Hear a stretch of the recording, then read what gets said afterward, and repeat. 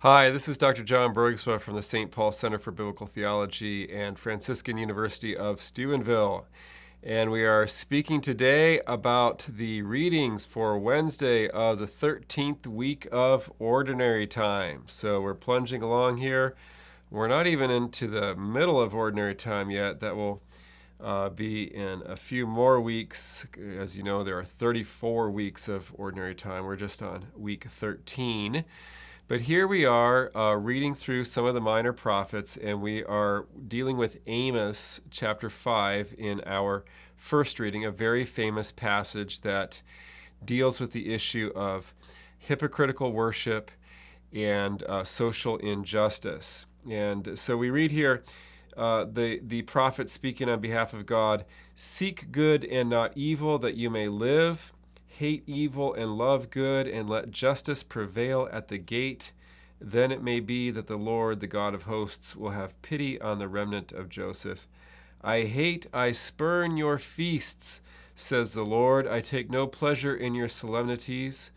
Your cereal offerings I will not accept, nor consider your stall-fed peace offerings, and away with your noisy psalms. I will not listen to the melodies of your harps, but if you would offer me burnt offerings, then let justice surge like water and goodness like an unfailing stream." Wow. So a strong rebuke from the prophet to the people of Israel of his own day.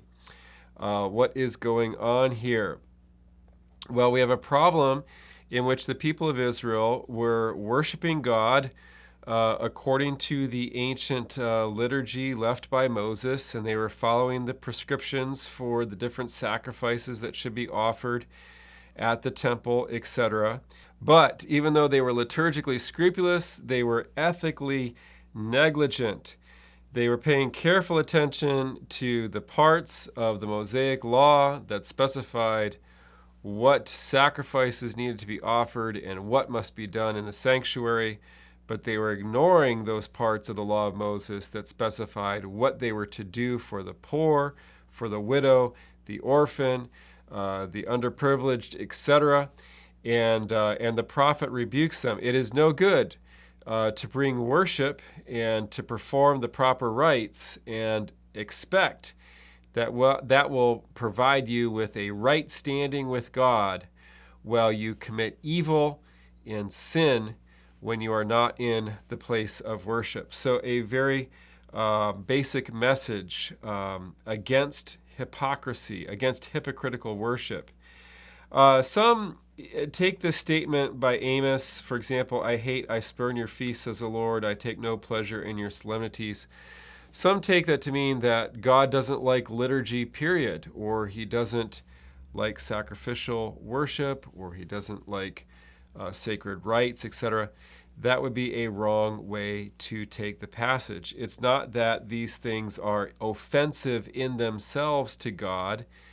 After all, God prescribed these liturgical observances that are being criticized here. Well, if God prescribed them through the prophet Moses, how is it that Amos can criticize them? And this is the solution. It's not that they are wrong in themselves, but they become offensive when they are performed and celebrated with a duplicitous heart, with a heart that does not have love of neighbor as well as love of God. Those two loves, of course, cannot be separated. And what Amos is pointing out is that the people of Israel at this time don't have true love of God in their hearts when they come to offer their worship.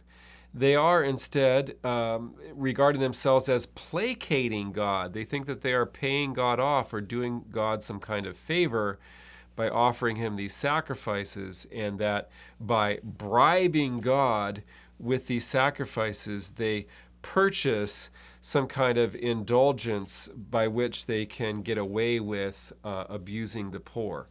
And that is not the way that God deals with his people. And the prophet is not happy with this situation. When we go on to look at our psalm reading, we see a very similar theme going on. This is the famous Psalm 50. Psalm 50, like this passage from Amos, rebukes the people of Israel for having a false concept of what worship is all about. It says, for example, "Not for your sacrifices do I rebuke you, for your burnt offerings are before me always. I take from your house no bullock, no goats out of your fold. For mine are all the animals of the forest, beasts by the thousand on my mountains. I know all the birds of the air, and whatever stirs in the plains belongs to me. If I were hungry, I should not tell you. For mine are the world and its fullness. Do I eat the flesh of strong bulls, or the blood of goats my drink? Or is the blood of goats my drink?" Okay, what's going on here? The psalmist is rebuking the people of Israel for the way that they offered the burnt offering. Now, there are different kinds of offerings, different kinds of sacrifices.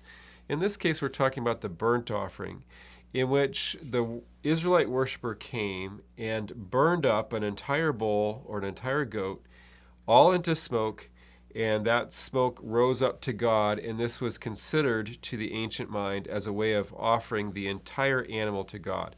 So the burnt offering was a very solemn occasion. There was no partying, there was no eating. The human beings did not eat at all. The entire animal was burnt up and sent to God. Well, that was a form of symbolic worship, but the Israelites took it too far and began to consider this as a way of feeding God. And again, they thought that they were doing God a favor by bringing a burnt offering, and that they were paying God off, etc. And again, that this could purchase some leeway for them to not have to observe the moral commandments of God's law, etc. Now, in verse 14 of Psalm 50, the psalmist actually recommends a different kind of offering. He says that they should bring the sacrifice of thanksgiving and pay their vows and give thanks to the Lord for his deliverance. So the psalmist is actually contrasting two different kinds of sacrifice and the different spirituality that went along with those different kinds of sacrifice.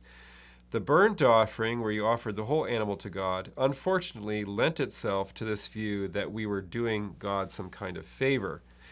On the other hand, there was the thanksgiving sacrifice that was brought, and most of the animal was eaten by the worshipers in a celebration. And this sacrifice was brought when God had saved you from some kind of distress and you wished to give thanks to God. And so the spirituality that accompanied the thanksgiving sacrifice was one of gratitude for God who does favors for us, not pride in us doing favors for God. So Psalm 50 strongly recommends the thanksgiving sacrifice over the burnt offering as the preferable form of worship for God, because God is in the business of helping us out and saving us. We are not in the business of doing favors or helping God out through our activity. All right, so let's look down now at the gospel reading, and this is the famous healing of the Gadarene demoniacs. Matthew 8:28 through 34. When Jesus came to the territory of the Gadarenes, 2 demoniacs came out of the tombs to meet him. They were so savage, etc. They cry out, "What have you to do with us, Son of God? Have you come to torment us?" They plead with Jesus to be sent into the herd of swine. Jesus gives them permission. They go into the swine, and the whole herd rushes down and drowns in the sea.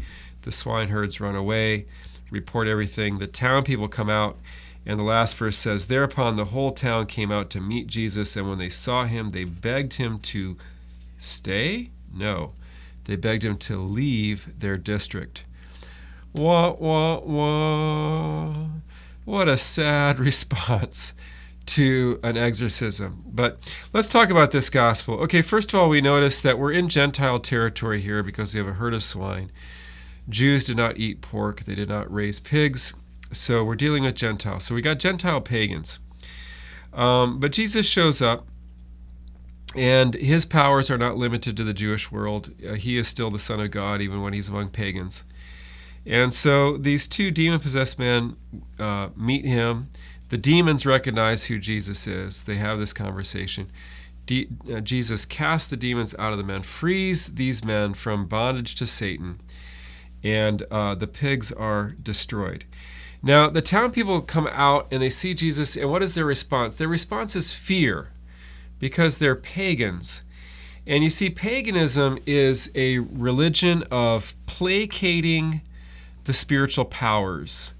And the sacrifices of pagans were actually like this misconception of worship that we see reflected in Amos and in the Psalm. Okay? The pagans actually practice a form of religion where you did buy off or pay off the demons, the deities, the spirits by offering them sacrifice, and then the demons would do you favors or would be warded away, or at least would be propitiated in such a way that they wouldn't attack you. So, paganism was not a religion of love where you entered into a love relationship with the Creator God, who was your Father, and you experienced Him as being a son or a daughter to a Creator God. No, paganism wasn't like that at all.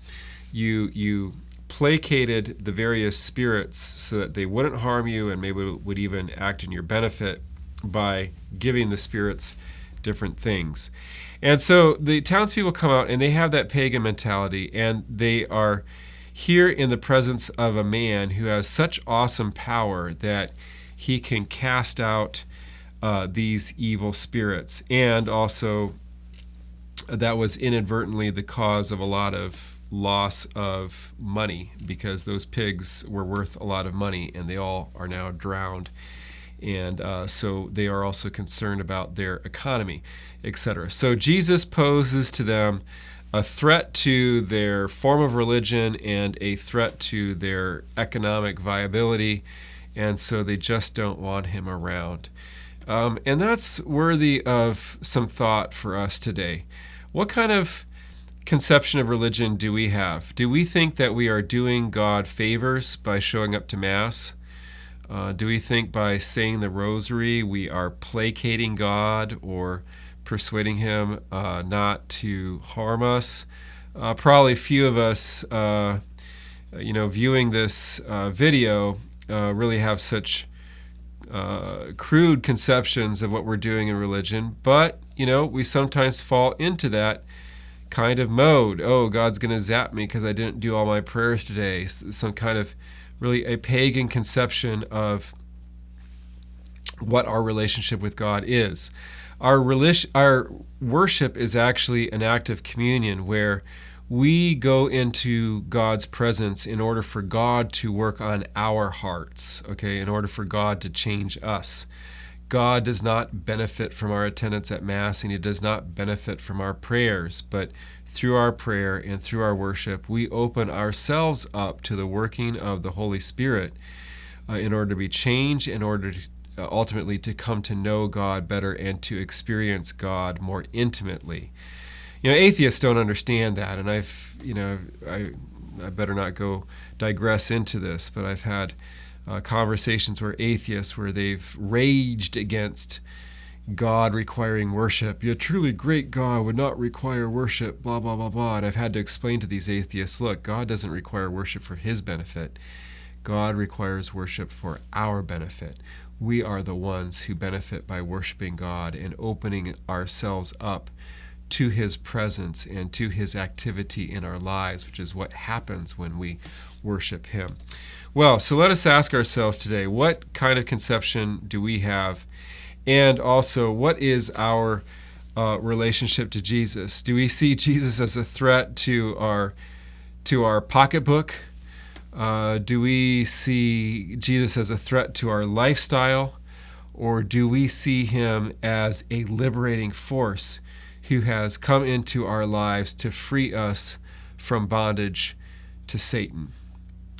This has been Dr. John Bergsma from the St. Paul Center for Biblical Theology and Franciscan University of Steubenville. We are commenting today on the 13th week of Ordinary Time, Wednesday.